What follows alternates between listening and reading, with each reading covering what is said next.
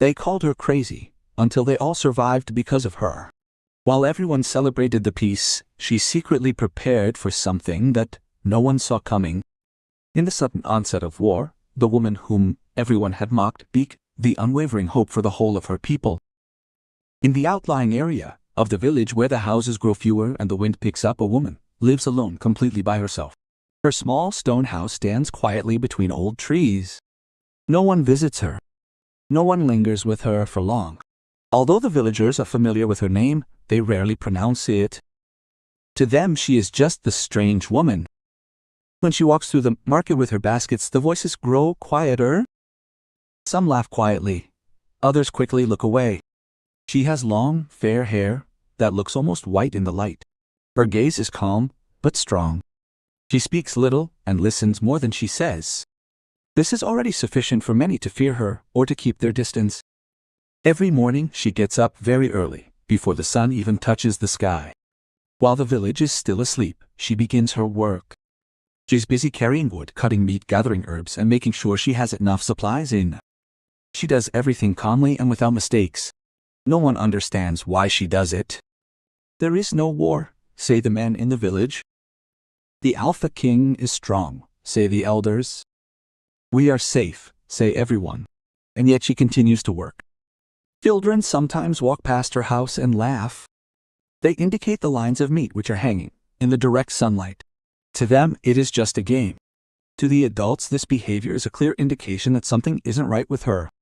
At the well, one woman whispers, "She's gone mad," to which another responds, "Yes, since her beloved died." The words carry on the wind, and she hears them all, but she does not react. For her, the sound of these voices is just like rain on a roof. They are there, but they do not change anything. On this morning, the heat is more intense than usual. The air is still, and even the birds are silent. The woman stands in front of her supplies and examines every detail. Her gaze is focused. Her hands work calmly and surely. She counts, measures, and does not think out of fear, but out of knowledge, because deep inside she carries something that the others do not see. A quiet, firm conviction that is stronger than any laughter. The village lives a peaceful existence, firmly believing in peace, yet she privately prepares for an event that no one yet anticipates. And that is precisely what makes hers so different, because the greatest danger is not war, but the moment when no one believes it can come. The days are passing peacefully and quietly, but the woman maintains her regular rhythm. Every morning she begins with the same work. First, she goes to her supplies and checks everything carefully. No mistake, no detail goes unnoticed. Behind her house are long rows of wood. Meat hangs there in the warm air. It has been cleanly cut, evenly distributed, and then thoroughly covered with salt. Everything has its place. Everything has a purpose. She collects salt from traders who travel through the village. Occasionally, she trades in her herbs or her labor to acquire large portions of it. Salt is not a luxury for her. It is security. In her house there are small wooden tablets. On them are written numbers, weights, days, quantities. She writes everything down. She calculates, plans, and checks again and again. For her, it's not a burden. It's order. The people in the village see it differently. She collects too much, says a man on the street. Another woman then asked, "Oh my, why on earth does she need all that meat?" People often comment she lives in her own world. The laughter increases in volume.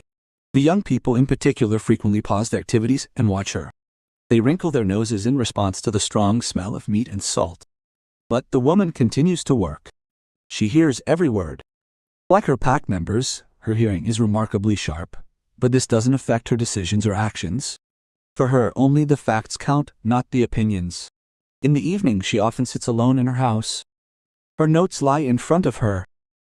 She goes over every number again.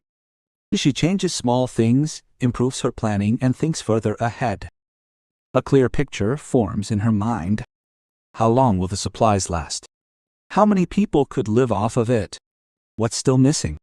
For the others, summer is simply warm and quiet. To her, it's a time to prepare, since she doesn't believe that the peace will ever last for good. While the villagers are laughing and enjoying their daily lives, she quietly works on something that could, in the future, mean the difference between life and death. In the still night, when the village sleeps and only the wind whispers softly through the trees, the woman often sits alone in her house. Before her lies no meat, no salt, no numbers. Before her lies memory. She thinks of her companion.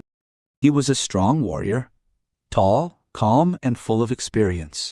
His gaze was always watchful, even in times of peace. While the others laughed and celebrated, he observed the world with a serious and thoughtful attention.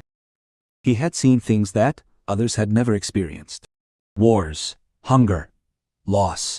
In his final weeks, as his body weakened, he often spoke softly but clearly. She sat beside him, holding his hand, and heard every word. Once, as speaking very slowly, he stated that the peace we have now certainly isn't the end. It is only a pause. She had looked at him without speaking. It's a common belief, he continued, that each generation holds that the previous war was definitively the final one. But they are always wrong. These words stayed with her. After his death, the house was empty. The silence was heavy. People came, said their kind words, and left again. After that, only she remained. For an entire day and an entire night she remained seated there, making no movement. So she got up. Not because the pain had vanished, but because she'd grasped what he'd provided to her. Knowledge. From that moment on she has lived differently. She places no reliance on hope. Instead, she relies on her experience. Despite the fact that it's not her own, she carries it within her. Whereas the village trusts in peace, she keeps his voice alive in her memory. Calm, clear, certain. Not now, he had said in his sleep. The same words over and over. Not now. That meant only one thing to her. It will come.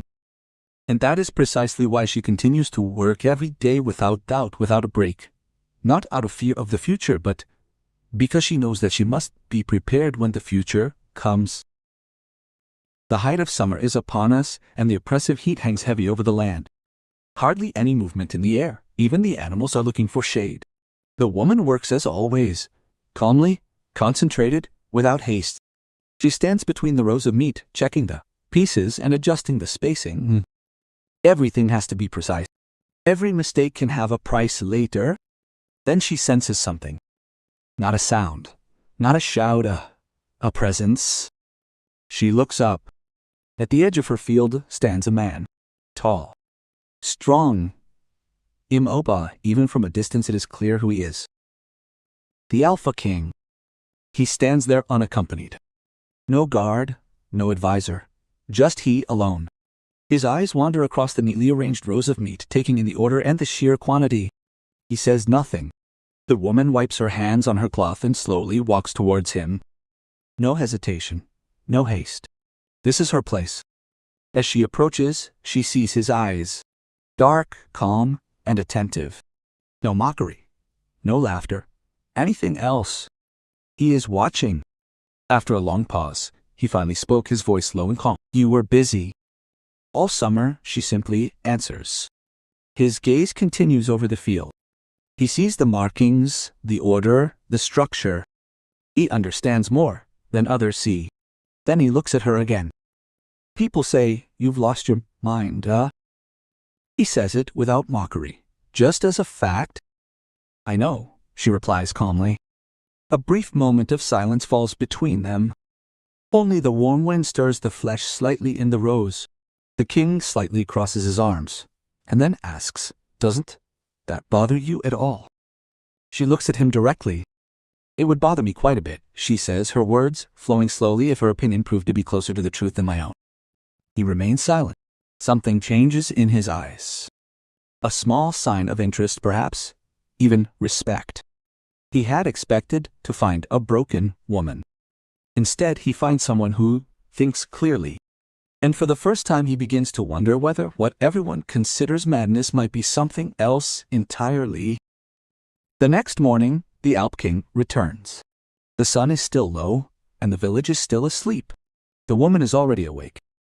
She sits at her table, her wooden tablets with numbers and notes in front of her. When he enters, she only briefly raises her gaze. You're back, she says calmly. I want to understand, he replies. She says nothing more. Instead, she pushes some tablets across the table to him. He sits down and begins to read. His gaze quickly becomes focused. He does not read like a king. He reads like a warrior searching for a truth. Puts in the numbers. Vienna. He recognizes patterns. He says these quantities slowly. This is not for you alone. No, she replies. This is for many. He looks at her. Why? She stands up and points to one of the tablets. The trade routes from the east, she says. They have been irregular for months. He frowns. That could be coincidence. No, she says calmly. Coincidence does not repeat itself so precisely. She points to more figures.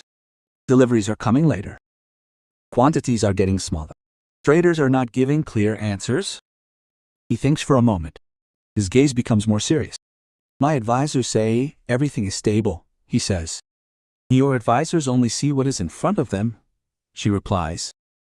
I see what is changing. A moment passes. He stands up and walks slowly across the room. His thoughts are working quickly. Then he stops. You think something is coming? He says. I don't think so, she replies. I do. These words hit him not loudly, but deeply. He looks at the tablets again. Now he sees them differently, not as numbers, but as a warning. For the first time, he experiences uncertainty, not a feeling of weakness, but a sense of truth. If you're right, he begins. Then we have less time than you think, she finishes his sentence. Silence. Outside, the village slowly begins to wake up, but in this room something changes. The Alpha King realizes that the greatest danger is not the enemy you see, but the one you recognize too late. The Alpha King now comes every day, not out of duty, not out of curiosity alone, but because he understands that there is something important here, something he cannot ignore.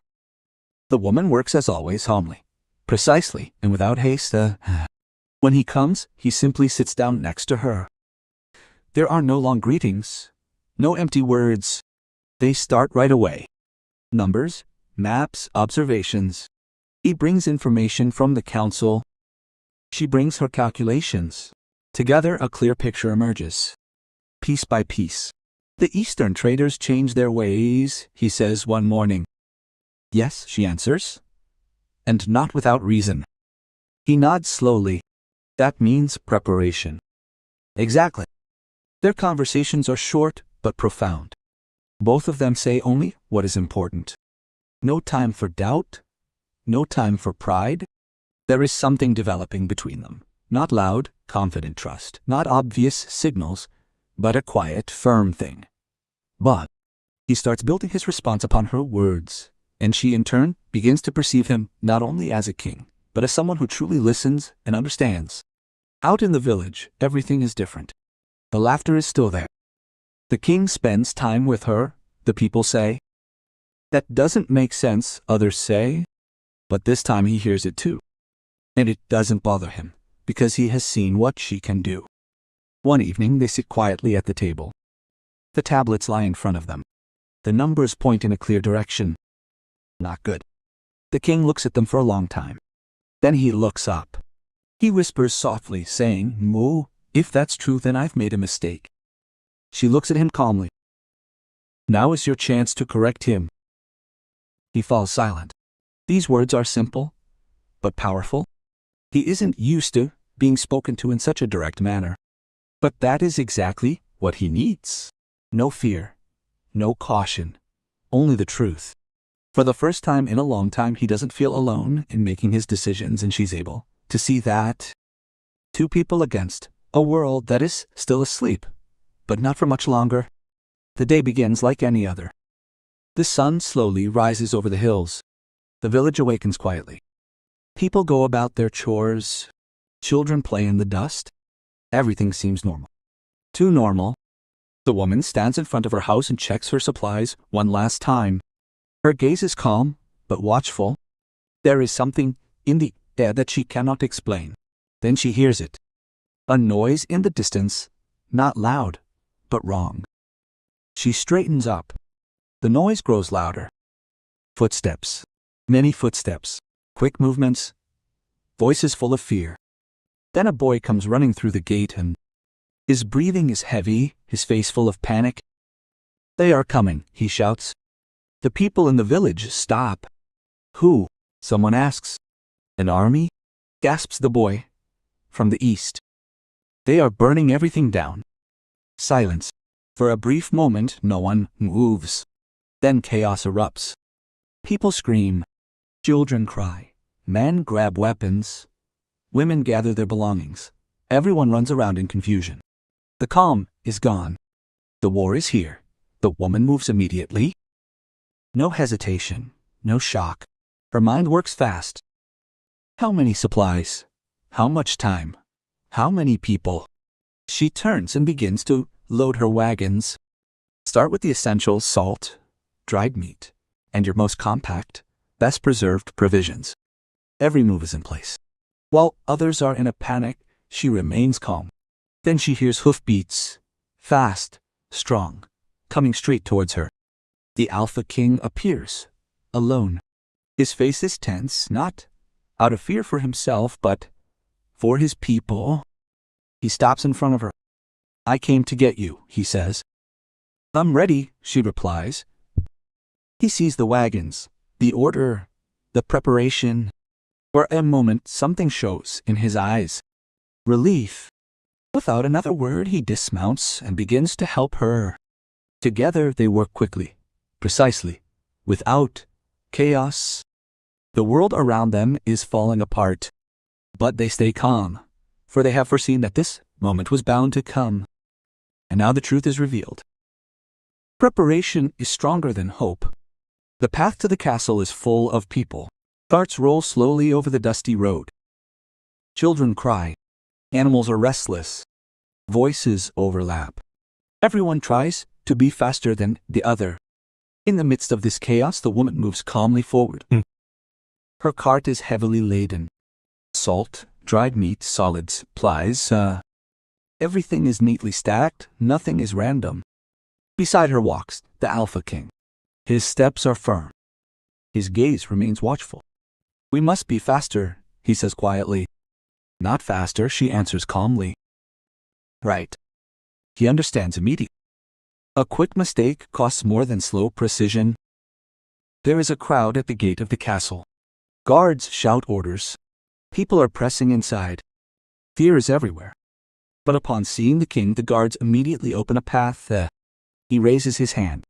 "These dare first," he commands. His voice is clear and strong, and no one objects. The woman drives the first wagon in. Without hesitation, she goes straight into the storage area beneath the castle. The room is large, but almost empty. She begins immediately. "Here," she says, pointing to a wall. The salt goes in the back, dry and separated. The king calls a few helpers, who do exactly as she says. No one asks any questions. The work begins. Crates are carried. Meat is hung up. Sacks are sorted. Everything follows her plan. Every movement has a purpose. The people work quickly, but no longer chaotically. Order spreads. Hour by hour, the camp grows. The woman remains calm. She checks everything, corrects small mistakes, calculates. In her head, how long will this last? How many people can be fed? The king watches her. He sees not only her work, but her control, her clarity, her strength. By evening, most of the supplies are in the castle. Outside, smoke can be seen on the horizon. The enemy is near. The danger is real. But inside the castle, there is something else. Not complete security, but enough. An old man slowly approaches her. His gaze is different than before. "We laughed at you," he says quietly. She looks at him briefly. "Now you are alive," she replies calmly. No accusations, no bitterness, only truth. The man lowers his gaze. The mood changes throughout the castle. People speak more quietly. They work better. They listen, because they now know what they didn't want to see before. The woman they laughed at has saved them. The king steps up next to her. "Without you, we would be lost," he says. She shakes her head slightly. Without preparation, she says. He looks at her. And this time, there is no doubt in his eyes, only respect, deep and clear. And while the war draws closer outside, something new is emerging inside the castle. Trust, not loud, but strong enough to endure. The days in the castle grow longer. The war is at the walls. Smoke hangs in the air. At night, you can see the enemy's fires like red dots in the darkness. You can hear distant voices, metal, sometimes screams. Inside the castle, it is quieter. Not calm, but orderly. The woman works in the warehouse every day. She counts supplies, distributes rations, and explains to the people how to save. Her voice remains calm, even when others get nervous. Everyone gets enough, she often says. If we stay smart. People listen to her, not out of fear, but out of trust. The Alpha King is often not always visible with her. Sometimes he simply stands in the doorway and watches her work. Sometimes he helps himself, carrying sacks or sorting boxes. He is not a king who only gives orders. One evening, when most of the others are already asleep, the woman sits alone at a small table in the camp. Her numbers lie in front of her. A lamp burns quietly. She hears footsteps, slow, heavy, familiar. The king stands in the doorway. In his hands he holds 2 mugs. You are still working, he says. You too, she replies. He enters and places a mug in front of her. Tea, he says. Nothing special. She takes it. That's enough. They sit opposite each other. For a moment, neither says anything. Outside, the cold wind blows against the walls. Inside, it's warm. Tell me something, he finally says. Not about the war. She looks at him. It's a strange request, but she understands it. I found my companion in the market, she calmly stated, without any agitation. We argued about the price of salt. A small smile appears on his face. An argument? Yes, she says. I mentioned that he was overpaying and he responded with a laugh. The king leans back slightly. That suits him. She nods. He liked truth. Silence, but not heavy silence, a calm, genuine one. The king looks at her for a long time. Not like a ruler, like a human being. It's hard, he says quietly, to be responsible for everyone. She answers without hesitation. Yes, he waits. Will it get easier? He asks. She thinks for a moment. No, she says. But you get stronger. He exhales slowly. This answer is honest. Just like her. He looks into his cup, then back at her. You always speak the truth, he remarks. He smiles slightly. This time it lasts longer. In that moment, something changes. Not suddenly, not loudly, but clearly. A closeness develops between them. No uncertainty, no doubt, just the feeling of being seen. Really seen. And while the war continues outside, something develops inside that is stronger than fear. Connection. Silent, deep, and real. The war ends on a cold morning. Thick fog lies over the land. Visibility is poor. The walls of the castle are silent. No one knows exactly what is happening outside. Then, suddenly, everything changes. Horns sound in the distance. Shouts, movements, not from the enemy, from allies. Help is coming. The gates remain closed, but from above you can see it clearly. The army from the west attacks the enemy from behind. The battle is short, but fierce. Then silence. The enemy retreats, slowly finally. The war is over. A feeling spreads through the castle that has been missing for a long time. Alle, relief, people take a deep breath. Some laugh, others cry. Some just stand there quietly and can't believe it. The woman stands in the camp. Her tablets lie in front of her. She checks everything one last time. What was there? What is still there? Then she calmly puts the tablets aside. Only now is it really over. She goes outside. The courtyard is full of people. Voices, movement, life. And then it becomes quiet. The Alpha King steps forward. His gaze sweeps over the crowd. Then he stops at her. In a voice clear and unwavering, he states, "You came here as a woman who felt misunderstood by everyone. Everyone listens. Many did not take you seriously. Not even me. Time goes by quickly. Just a moment, but you have seen what we really didn't want to see." The people lower their gaze. You prepared when we laughed. Silence. Heavy, honest silence. And because of you we live. These words remain in the room. The woman does not move. She listens, as always. The king takes a step closer. His voice becomes calmer, more personal. "I can't give that back," he says. "But I can offer you something." The people look up. He looks at her directly. "Stay." A single word. Simple but full of meaning. She remains calm. "In what role?" she asks. He answers without hesitation. "At my side." A moment passes. Then he goes on to say, "Not below me, not behind me, but beside me." The words themselves are clear and honest. The woman thinks not for long but deliberately. In her mind she's thinking about the summer, her work, the voices and the truth. Then she looks at him, not as a king, but as a man. She spoke calmly. "I won't conform. I'll remain who I am." He nodded without hesitation. That was precisely why I'd posed the question. A delicate smile touched her lips, small, yes, but entirely authentic. Then she spoke a single word. Yes, a sound emerged from the courtyard. No boisterous celebration, but a sound that went much deeper. It conveyed relief, respect, and a profound hope for the future. The woman, once alone, was no longer isolated. This time her decision, and hers alone, had brought about this change. What did you think of this story? Please share your thoughts in the comments below. If you enjoyed it, be sure to give the video a like and subscribe to the channel for more compelling stories like this one. Stay tuned for the next installment. It will be even more powerful and emotionally charged. Don't miss out.